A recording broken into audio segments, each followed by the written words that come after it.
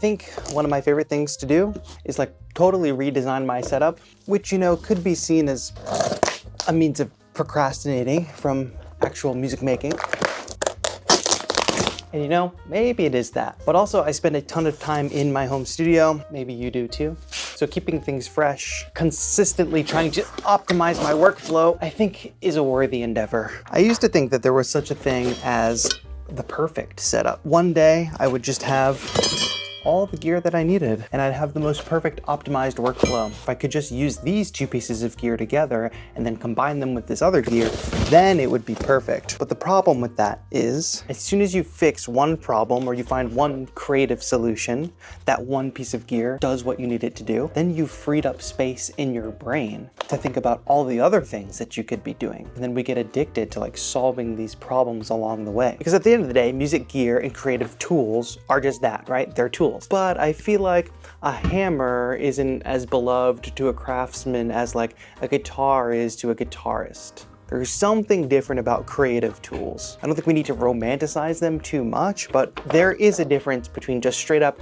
utilitarian tools that you use to like build things and then the tools that we use to make art or music. Do you all care about this? This is just my like recurring internal monologue every time I make some upgrade to my home studio. Regardless, we are building this today. This is an L-shaped standing desk from Vernal.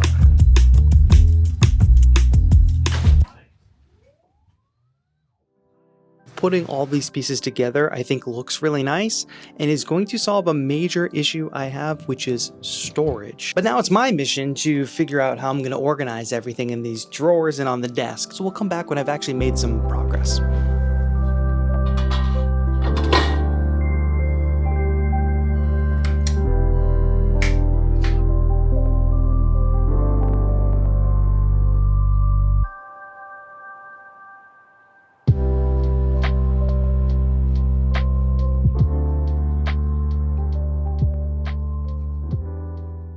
This is a standalone sampling and beat making setup. The brain of the operation is Ableton Push. Everything ends at Ableton Push. Really convenient because this is Push standalone, so when I want to just export things over to Live, it's really easy to do that. Anything I work on here, I can open on my computer really easily. A lot of the magic happens over here, which is where the audio and all the sampling stuff actually happens. A couple new additions in this setup are the Bento by 1010 Music. It's a sampling workstation groovebox kind of thing. The highlights for me are it's got a great multi-sample mode, so if I wanted to multi-sample a synth and get it into this box, I could. And it's also got a fantastic granular engine with a 2-layer granular synth. I'm working on a dedicated video on this box, but I've been really enjoying my time with it. Perfect for a sampling station. I've got the new Arturia key step here, which is a very good hardware keyboard controller. So the key step gets connected to Push, it receives that MIDI, but then I can route that MIDI out to something like the Bento over here and play the built-in instruments over there, and simultaneously record that MIDI or that audio right here on the Push.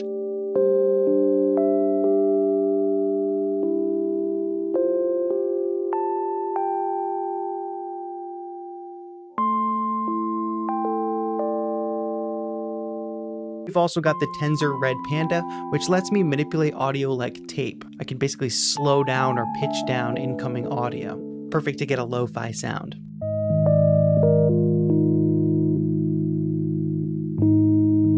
So we've got the Microcosm Hologram, which turns things into just beautiful ambient atmospheres in a few different ways.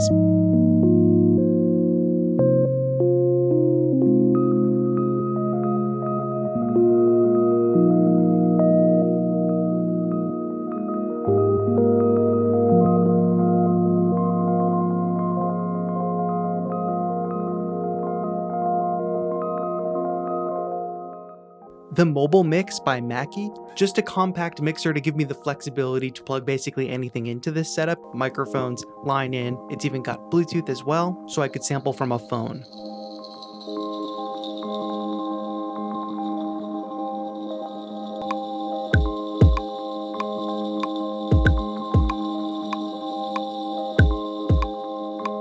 A Of course, the Roland SP404 Mark II, fantastic sampler. A highlight of this machine right here is just the skip back recording feature. If I'm recording some cool stuff into here and I forget to press record, doesn't matter. I can press skip back right here on the 404 and it's recorded the last 40 seconds of anything I was just playing. Plus, of course, a bunch of cool effects. If I want to do any kind of vocal processing or vocal tuning, I can do that on the 404 as well.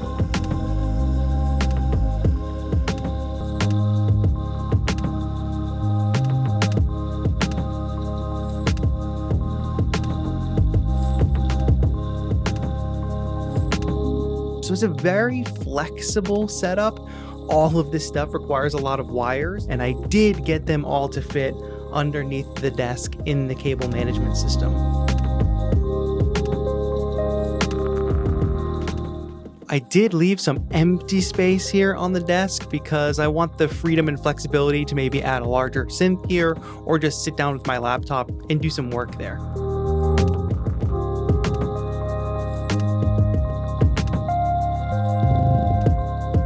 The L-shaped desk does feel like a big upgrade. The quality of the desk and the other accessories from Vernal are very, very solid. And I'm super stoked with this dark wood finish that I got. I think it goes with this studio aesthetic perfectly. You probably saw earlier when I was raising the desk into the standing mode and it hit this shelf right here, it actually will react in real time. So we avoided disaster. It just came right back down as soon as it noticed the pushback. The two storage cabinets are super clutch. I keep all the accessories that I need in here. Very important accessories. And essentially it means I spend way less time searching for things when inspiration strikes. Oh, is it time to record some cassette tape?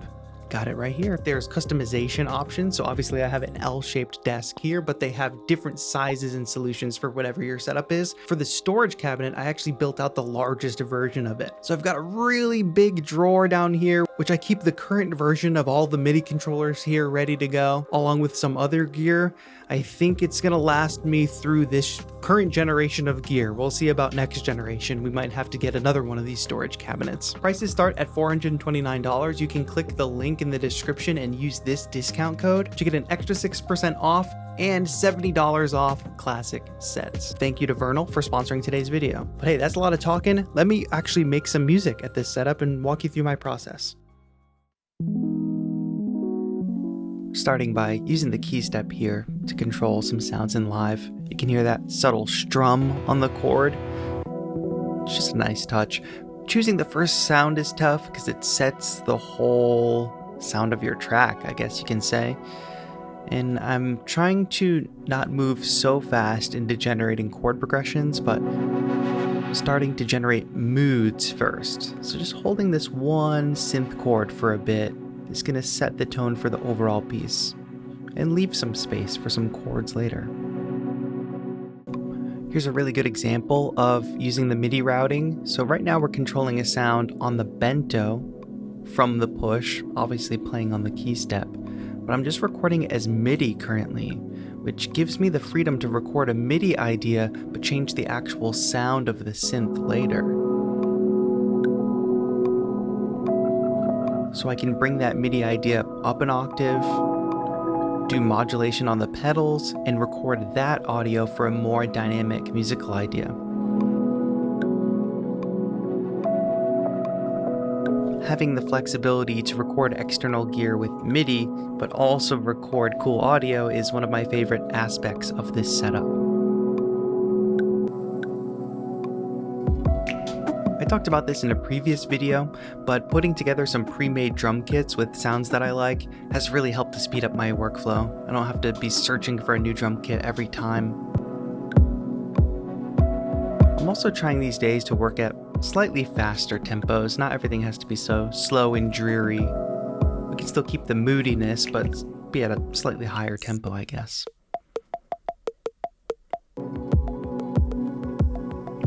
Also, just been loving the texture of some C78 sample sounds these days.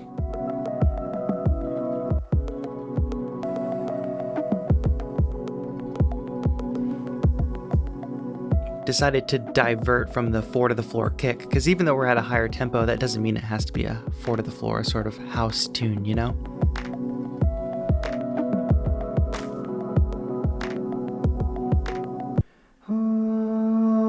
little vocal processing. I can change things like formant on the 404.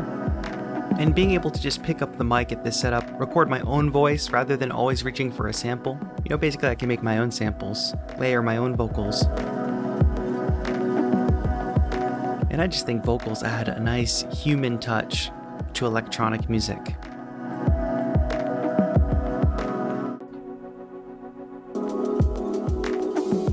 I thought this hi-hat loop fit perfectly. I'm always looking for that top layer of percussion because it adds high energy to what's otherwise a bunch of subdued atmospheric sounds.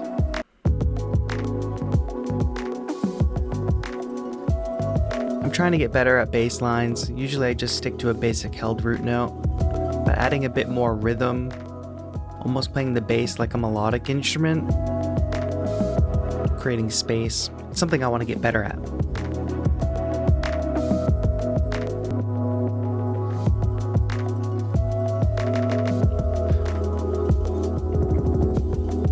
When it comes to your setup and your sound, I think in many ways gear can often influence your sound, but I think what you really want to look for is the gear and the setup that's going to help you best get to the sound that you want to get to fastest.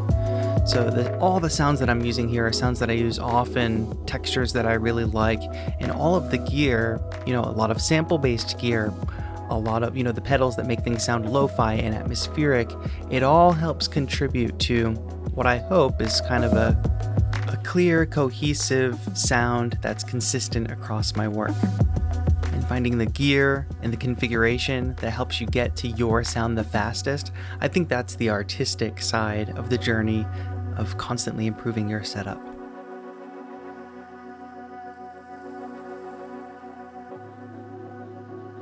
If you're like me and you're always tweaking your setup, definitely check out Vernal. They've got a ton of configurations and accessories to help you make your ideal workspace, whether it's for music production, gaming, or just a clean, inspiring environment. Everything feels solid, premium, and built to last. You can explore all the options and design your own workspace over at Vernal's site. Click the link below and use this discount code to get an extra 6% off. Thank you all so much for watching. This has been TAETRO. Have a good one.